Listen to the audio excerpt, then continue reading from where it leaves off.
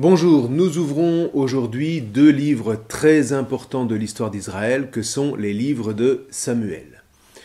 Alors on est vers l'an 1030 avant Jésus-Christ et la situation des tribus d'Israël en Canaan est particulièrement difficile. Un peuple qui est venu de la mer, comme on dit, de la mer Méditerranée, ce peuple s'appelle les Philistins, est installé sur toute la plaine côtière depuis environ un siècle et il menace d'occuper l'ensemble du pays. Alors si vous voulez plus de précisions sur ce peuple, je vous mets une note à leur propos dans les documents.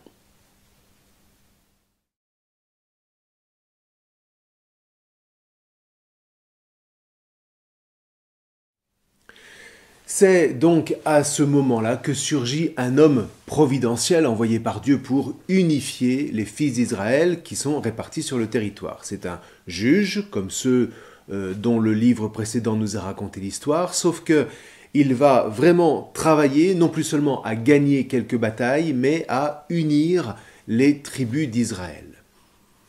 Alors il fait du sanctuaire de Silo, là où Josué a entreposé l'arche d'alliance, le centre spirituel du pays. C'est là que les fils d'Israël façonneront leur unité. Souvenez-vous de la mémoire commune nécessaire pour construire la communion d'un peuple ou d'une famille.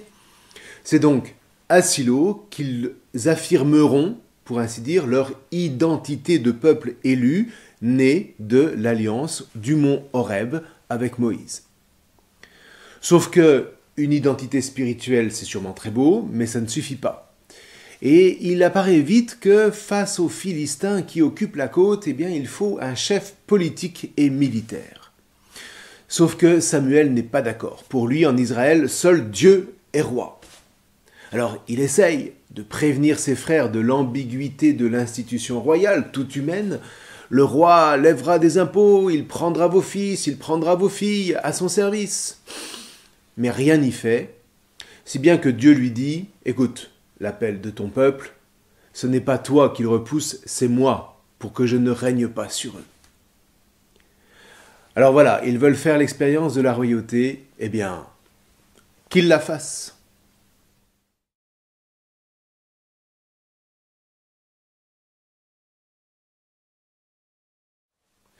Alors, le choix du premier roi, Saül, va se révéler assez malheureux. Ça ne veut pas dire que Saül a été un mauvais roi, son œuvre d'unification a été considérable et c'est lui qui a doté Israël d'une véritable structure d'État digne de ce nom, avec une armée régulière pour protéger le pays. Donc de ce point de vue-là, le personnage ne manque pas de noblesse. Sauf que il va outrepasser ses droits en matière religieuse, croyant bien faire en ramenant de quoi offrir des sacrifices en reconnaissance pour sa victoire contre les Amalécites. En fait, il désobéit à Dieu qui lui avait intimé de ne rien ramener.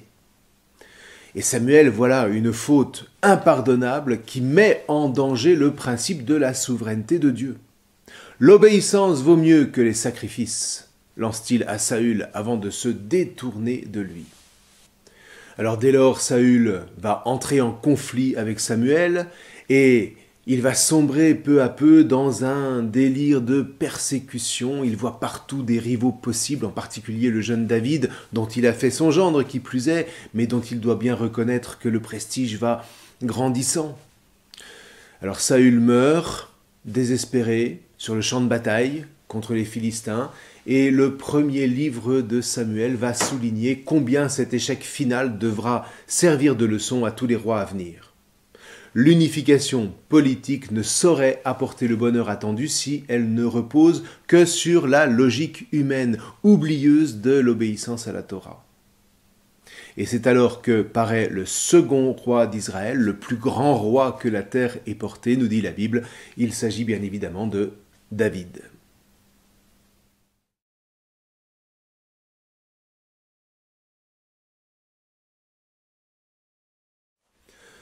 Alors, ne nous y trompons pas, les livres de Samuel sont d'abord des livres écrits à la gloire de David. Ce qui veut dire que la plus grande partie du récit du règne de Saül va consister en fait à décrire la façon dont David va accéder à la royauté. Le livre reprend plusieurs histoires concernant la manière dont David a été choisi par Dieu, et notamment raconte comment Samuel l'a marqué de l'onction d'huile, la même onction d'huile d'olive qui normalement fait le grand prêtre, qui marque donc sa consécration à Dieu. Donc le roi est marqué par sa soumission à Dieu dans son être. Ceci dit, Saül aussi avait été oint, et peut-être est-ce que c'est la raison pour laquelle il a cru qu'il avait des prérogatives sur le culte. Bon, alors ceci dit, pour en rester à David, alors qu'il est le petit dernier de Jessé qui habite Bethléem, un peu au sud de Jérusalem, voilà que Dieu le choisit pour remplacer Saül. Alors Samuel est un petit peu surpris, ça n'aurait tenu qu'à lui, il aurait plutôt choisi un des grands gaillards parmi les nombreux frères aînés de David, mais non, Dieu ne regarde pas comme l'homme regarde. L'homme regarde l'apparence, mais Dieu regarde au cœur, nous dit le livre de Samuel. David entre donc au service du roi, nous dit-on, et voilà qu'il acquiert un immense prestige en remportant la victoire sur le géant philistin Goliath. Vous connaissez l'histoire.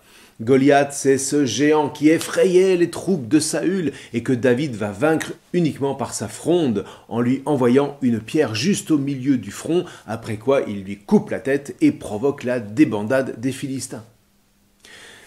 David devient alors favori, puis gendre de Saül, mais voilà qu'il doit fuir devant la jalousie meurtrière de son beau-père. Là, il mène une sorte de vie errante de guerriero, sans trop de scrupules, puisqu'il n'hésite pas à chercher refuge chez l'ennemi philistin. La mort de Saül au combat, toujours contre les Philistins, qui depuis d'ailleurs avaient mis David dehors, lui ouvre le chemin du trône. Il commence par être nommé roi par les 2 tribus du sud, et puis, grâce à une politique très habile, il rallie les 10 tribus du nord. Pour pouvoir gouverner cet ensemble de 12 tribus, il déplace sa capitale de Hébron, qui était trop au sud, jusqu'à Jérusalem, dont il s'empare par un audacieux coup de force, en passant par la source cachée qui alimente la ville. Et désormais, c'est là que résidera le centre de la vie politique et religieuse du nouvel État d'Israël. Pour marquer solennellement que c'est désormais à Jérusalem que va s'affirmer la présence de Dieu au milieu d'Israël, David y fait transporter l'arche d'alliance depuis Silo, et puis il s'interroge sur l'opportunité de construire à Jérusalem un temple au Seigneur. Mais là, Dieu l'en dissuade par l'entremise du prophète Nathan, qui est un des prophètes de la cour royale. Par contre, Nathan va annoncer à David que sa descendance jouira d'un prestige unique puisque Dieu a conclu avec elle, dit le prophète, une alliance éternelle. Ta maison et ta royauté seront établies à jamais devant moi, ton trône sera à jamais affermi. Ce qui signifie que la dynastie davidique est désormais établie de droit divin et de fait, elle traversera les siècles sur le trône de Jérusalem jusqu'à l'exil. Mais en fait, même après la destitution du trône par l'Empire de Babylone, la tradition biblique inscrira dans la promesse de Nathan l'espérance de la venue du fameux Messie. Messie, c'est un mot hébreu, Mashiach pour être exact, qui désigne celui qui a été consacré par l'onction d'huile. Alors, comprenez bien, cette onction, ce n'est pas simplement un petit filet d'huile qu'on fait couler sur la tête. On frotte tout le corps pour que cette huile pénètre et consacre tout le personnage à sa mission, qu'il s'agisse du roi ou du grand prêtre, voire même d'un prophète dans certains cas. Alors, ceci dit, quelle que soit la fonction de ce personnage, il est désormais au service du salut de son peuple, aidé en cela par l'Esprit de Dieu qui fond sur lui au moment de l'onction, comme c'est justement raconté à propos de David, lorsque Samuel vient l'oindre à Bethléem, Samuel prit la corne d'huile et l'oignit au milieu de ses frères. Alors fondit vers David l'Esprit du Seigneur dès ce jour et dans la suite. Et donc, vous voyez, après la mort de David, et en particulier face aux difficultés qu'il va rencontrer, le peuple va de plus en plus attendre la venue d'un Messie, fils de David, c'est-à-dire appartenant à sa lignée. On parle ici de dynastie messianique, selon la promesse que Dieu avait faite au grand roi de Jérusalem.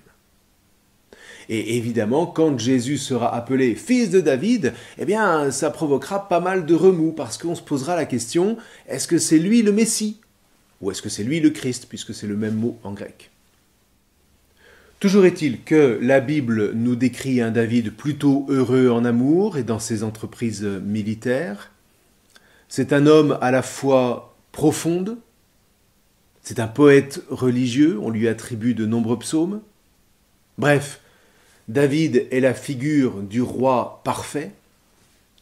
Alors maintenant, pourquoi est-ce qu'il a fallu qu'il se laisse aller à un gravissime abus de pouvoir, un adultère qu'il va chercher à couvrir par un meurtre? Grande question. Alors d'accord, devant les reproches du prophète Nathan, David fait pénitence. Mais on voit déjà là se concrétiser les dangers d'une royauté dont Samuel avait dénoncé l'ambiguïté. La fin du règne de David est vraiment assombrie par de pénibles histoires familiales. Ses fils vont s'entretuer pour accéder au trône. Des histoires familiales donc dans lesquelles le peuple de Dieu voit la sanction de la faute du roi.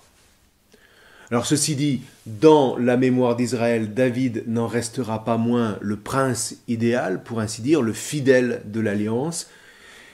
Et comme on vient de le dire, eh bien, le peuple vivra désormais dans l'attente du jour où un descendant de David, un nouveau Messie, viendra redonner au peuple élu la gloire qui fut la sienne aux environs de l'an 1000.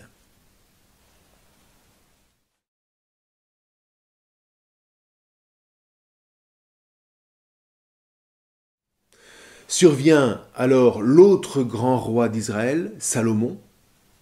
Ce fut, au dire de la Bible, un règne prestigieux, au point qu'on a pensé qu'avec lui, le moment du règne de Dieu était arrivé.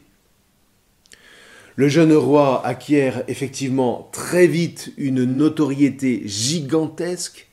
Sa sagesse est renommée jusque dans les pays étrangers. On lui prête nombre de sentences qui seront recueillies dans les livres de la sagesse. Et c'est lui qui préside au fameux jugement de Salomon, l'histoire de ces deux mères dont l'une a étouffé son fils en dormant, mais l'a échangé subrepticement avec celui de sa voisine. Alors Salomon fait mine de vouloir trancher l'enfant en deux pour en donner une part à chacune, mais évidemment la vraie mère se précipite pour le protéger, et c'est comme ça que le roi met au jour la mère criminelle. Et puis surtout, Salomon réalise le grand œuvre de son père, la construction du temple projeté par David à Jérusalem. Seulement voilà, en fait, Salomon va vite sombrer dans la démesure.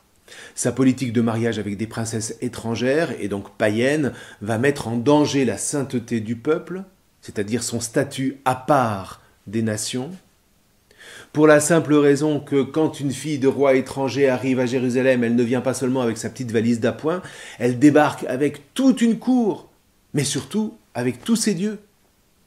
Et Salomon de les laisser sacrifier à leurs idoles, voire même à leur laisser construire des temples. Et là, ça va plus du tout. Le culte du Dieu unique devient complètement relatif, et le peuple suit.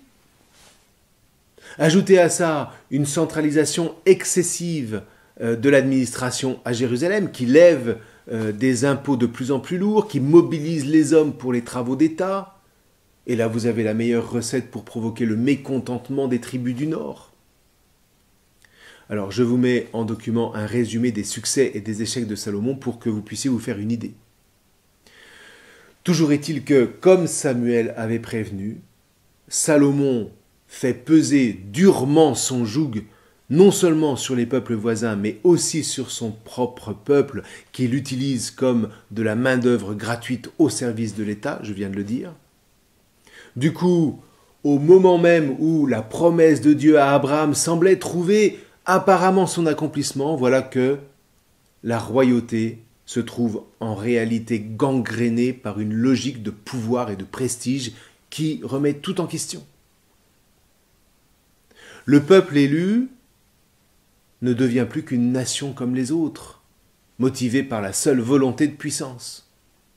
Comme quoi, voyez, on peut être un roi plein de sagesse à ses débuts, mais tomber dans la folie par la tentation du pouvoir qui nous éloigne de Dieu. Parce que c'est ça qui s'est passé. Salomon a oublié le Dieu de ses pères et il s'est cru par lui-même et pour lui-même le roi des rois.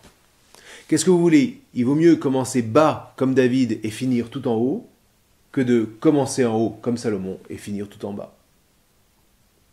En tout cas, voilà ce que le règne de Salomon nous apprend. Tout prestigieux qu'il fut, eh bien en fait, il a lesté l'avenir du royaume en mettant de côté la vocation de son peuple, en n'écoutant plus la voix de Dieu. Alors qu'est-ce qui va se passer? Eh bien, c'est ce que nous verrons la prochaine fois. N'oubliez pas le quiz qui vous permettra de fixer les points essentiels de cette leçon.